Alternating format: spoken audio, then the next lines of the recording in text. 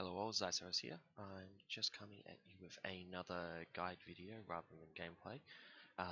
This time I'm turning my last guide video, which was the damage and threat efficiency, into a series. However, I decided to change up the format. In this particular case, it's going to be split. So this video will have most of the cases and evidence and whatnot that I feel like we have. And there will be an article which will be linked in the description that goes into the actual findings. So this video is not going to, it will probably touch on the ratios and whatnot, just as the other one touched on some of the examples. But this is in an effort to try and keep the time down, because that last video was very long and I went through quite a lot of examples, but I felt like that was useful. So I still wanted to do that, but I wanted to keep the timing down. So that's the reason for that. Now, let's just get straight into this. Speaking of keeping time down, I'm going to have to touch on the assumptions here. I'm still equating cards to resources. So anytime I refer to the cost of a card, I'm going to refer to it one higher than the actual resource cost on the card, because that's pretty much worst case. We know it's strict. I know it's not strictly true. Cards, even from a resource standpoint, are worth slightly more. I'm not considering the defense tag. They are being treated exactly the same because it's quite common on damage cards, and it is a restriction, but it's not one that really impacts, because generally speaking, the most of the damage you take is from an attack targeted at you.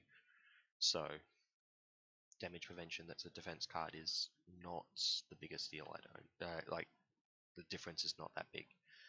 And we're not considering secondary effects except when we're talking about like individual cards, because some of these are quite nebulous and like it's hard to pin down exactly where the value is being allocated. But we will talk about a couple of things like energy barrier. So there are some secondary effects being talked about, but not generally speaking.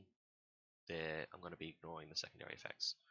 So this is, as far as I'm aware, I'm pretty sure I've got every single card that heals or prevents damage on this slide.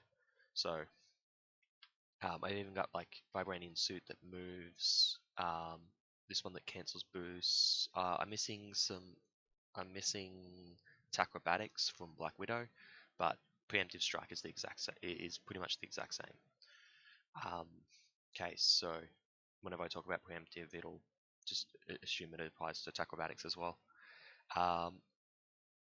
And the first thing I needed to do, I needed to find like a basic ratio, like what's the ratio if the card has no secondary effect, or little secondary effect, and is just for the effects of damage and healing prevention. Healing and damage prevention, which I've bundled together because there's just too few of these cards. So I'm removing anything that has a secondary effect or has value that is hard to pin down. So let's just click that. We come down to these 5 cards. Now, an important thing with these 5 cards is the 4 on the right, so everything except Med Team, is they are all 1-to-1. So First Aid takes 2 cards, gets you 2. Cosmic Flight costs 3 cards, gets you a 3 heal. It gives you the aerial trait as well, but it's a hero card, so it should be a little bit more efficient. Defensive Stance is exactly the same as Cosmic Flight, except doesn't give the healing. And Second Wind, 4 cards for 4 healing. Although, if you get the kicker or the mental resource, you end up getting 5. So that's slightly more efficient. Med Team, however, is the only case that is always, like, unconditionally more healing than it is costs. It's always 6 and always costs 4. I find that quite interesting with all these sets being 1.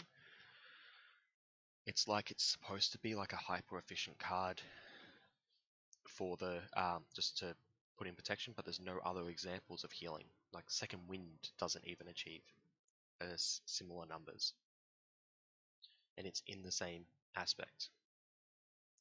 So uh, from this, I draw the conclusion that it's probably 1-to-1 is the balance ratio they're going for, but there are some problems with that. So let's flick across. Um, these cards have no set limit. They are always going to. There's always going to be dependent on what the villain's doing rather than what you're doing. So it's preemptive strike, backflip, shield block. These two, backflip and shield block, both deal directly with the villain's damage. So however much the villain attacks you for is how much value you get off backflip or shield block. And preemptive strike is off the boost icons, and acrobatics should be here too. They're better in expert mode and they're better in certain scenarios. For instance, when I was looking into it, I found that mutagen formula actually doesn't normally have Green Goblin doing that much damage. He has a very high likelihood of putting in a minion, which will do extra damage, boosting his damage a little bit. But the Green Goblin itself in mutagen formula doesn't actually hit that hard. So backflip has a lesser value. It's still good. It's still good. Don't get me wrong. It's good in every scenario, but and cancelling his effect, mutagen formula's effect is quite good. But the actual damage is quite low. If you have like a 3 or 4, if you manage to get to like a 3 or 4 defense, which you can on both Cap and Spider-Man, you could legitimately just block and you would take no damage. And it's the same as if you'd backflipped. Most of the time. There's exceptions because sometimes you'll deal a free pip. But on average, you're going to get hit for 4 or 5 in expert by most villains, by most scenarios that we have currently. I did put together a spreadsheet to help you look into these values, so I should link that in the description as well. But these low costs, this costs 1 card, and this costs 2. This one's obviously a little bit more suspect, but it also does damage, so that's a thing going for it. But these are preventing like 4 or 5 damage for the cost of 1 card. Like if you were to actually pay for that in healing cards, you would have to play Second Wind for that. And, that's going to be a 4 card cost. Like that's insane value. That's like an attack card that's like Repulsor Blast level value. Attack cards that do just stupid amounts of damage, and they don't really have a cost beyond the 1 card that you just spent. So that kind of makes it suspect on whether these cards should be at the values that they are at.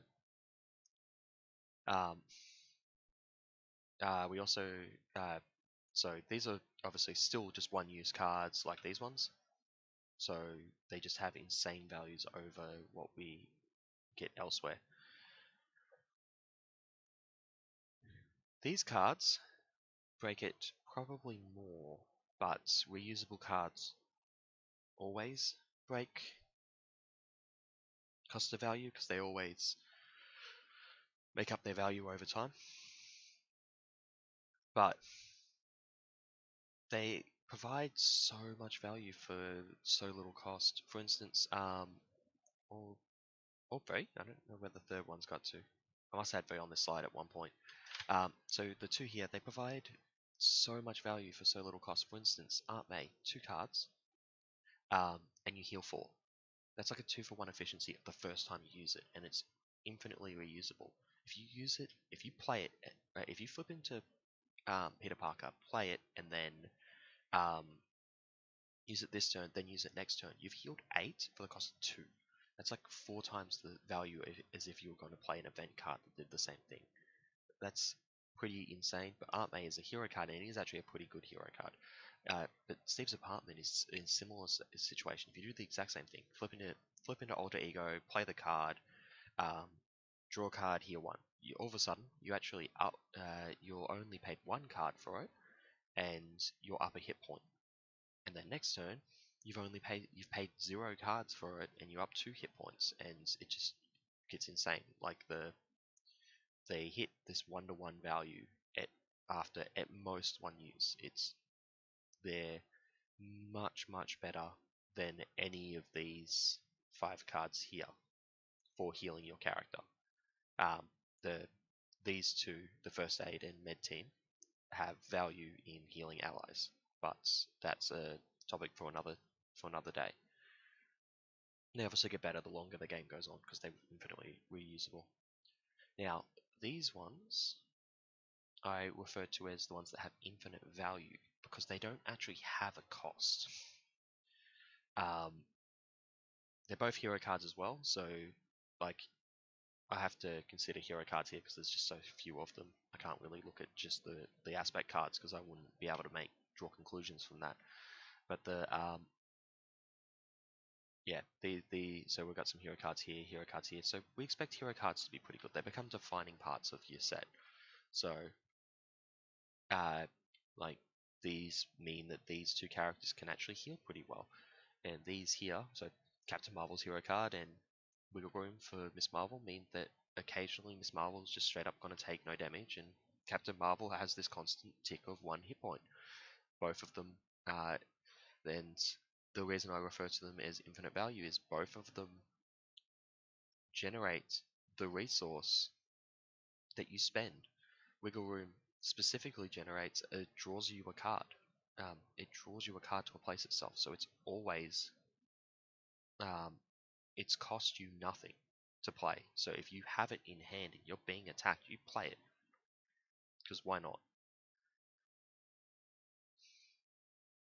Obviously, there is the case where you hold it for a bigger attack, but that's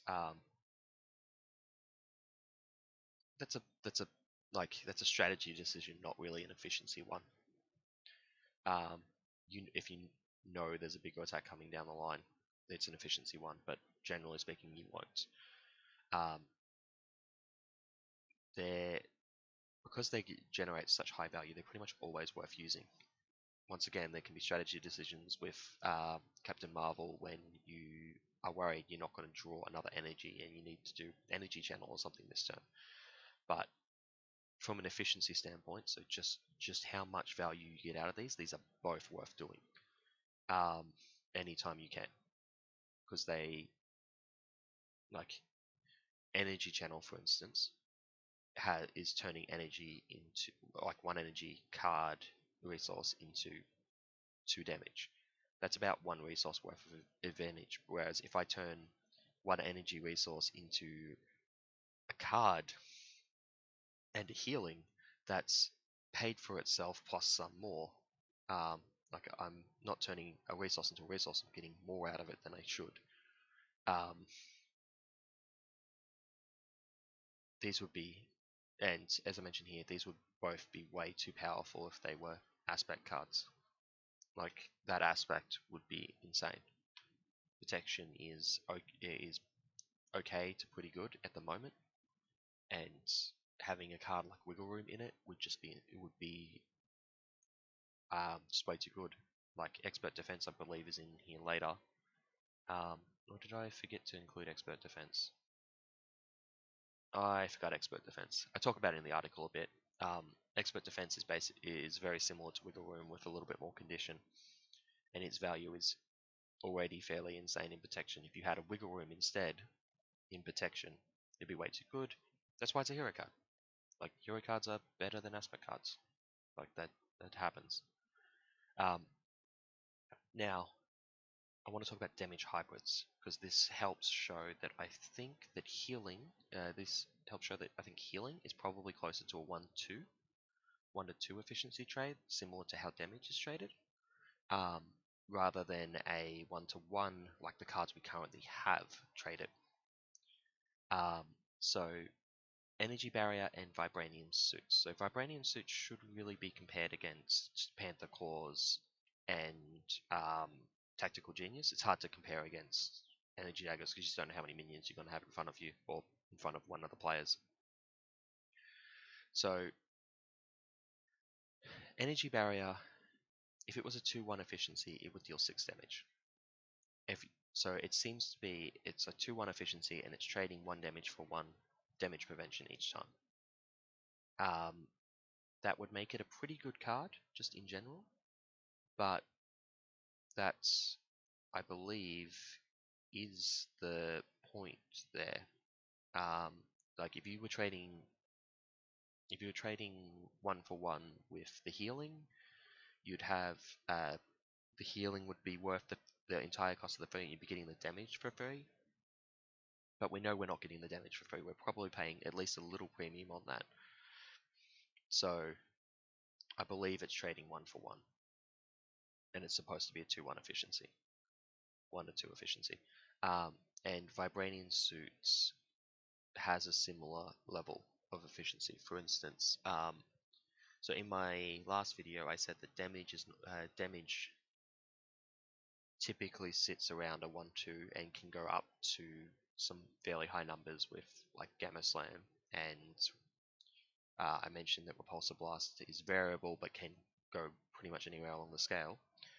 In this case, Vibranian Suit has to be compared with Tactical Genius and Panther Claws, which I should have put on this slide, but regardless, Panther Claws gets you 2 damage for using it last.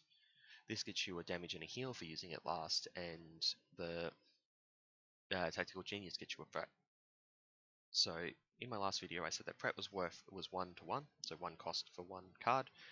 Damage was 2 to 1, and in this one I'm saying that that the current cards we have are 1 to 1, but this decision point is like, so it's Black Panther is a generalist, or anything he does is all balanced in cost wise pretty much, and he can trade. This is basically saying I can trade 2 damage for one threat, so that fits the ratio perfectly. Or I could trade 1 damage for a healing, which like 1 damage for a healing, which is consistent with it trading at the same value as damage. So there's this thing that there's a 1-2 efficiency rating on healing, but all the cards that we currently have don't meet that, which means that like we've got like all the haymaker, the healing haymakers, but we don't have the web kicks or the uppercuts or the melees or relentless assaults. Those cards don't seem to exist. We just have the low end of the curve. Obviously with energy barrier is a hybrid, so it's a little different. It's much more like Stealth Strike than it is it's much more like Stealth Strike than it's like swinging web kick, but it seems to support the argument that this is the case. So that was all the examples I was going to go through. The only one I missed was Expert Defense, which I cover in the article anyway. But hopefully this is much more easier to run through this way. If you have any feedback, feel free to leave it in the comments here or on the article. I really don't mind which spot. I'll be checking both. I am planning on continuing this series. It is the reason I did this one in particular was so that I could do allies next, because I needed to pin down how much attack damage a ally is blocking for you, so that we can work out an actual value of it. I will probably be using a 1 to 2 healing ratio in that, but the specific examples in here I feel are quite good to consider because it's mostly healing cards, and this 1-to-1 ratio that I've been talking about that seems to exist on the cards that doesn't really work. Sorry about that. That doesn't really work is not really a problem. It just means that you don't want to be running the really generic effects. So these 5 um, without having some form of secondary effect, which in the case of First Aid and Med Team is great. You already have that because they can heal allies. Aerial is quite important for Captain Marvel's set in general. She has she has what, 2 ways to trigger off of it, and that's assuming no aerial cards in her non-hero deck. Um, Defensive stance and second wind, though, they kind of really fall under this. Defensive stance is a little bit better because healing is a little bit better than no, sorry, healing is a little bit worse than preventing damage. But the value on these cards is just super low relative to where it should probably be. So if you're looking for more information on this just in general, or want my findings a little bit more, there is an article that I have written, or if you, it might just find it easier to refer to in future if you're ever coming back to this topic in, say, 6 months or a year from now, which was part of the reason I went for an article to tie into this. So it should be in the description. If you think the format was better this time, let me know. It should be better than a 90-minute video. That's the really inefficient way to get information across. You should also find the spreadsheet where you can work out scenario damages in the description. And I hope this has been helpful. And I shall see you next time when I'll be covering allies.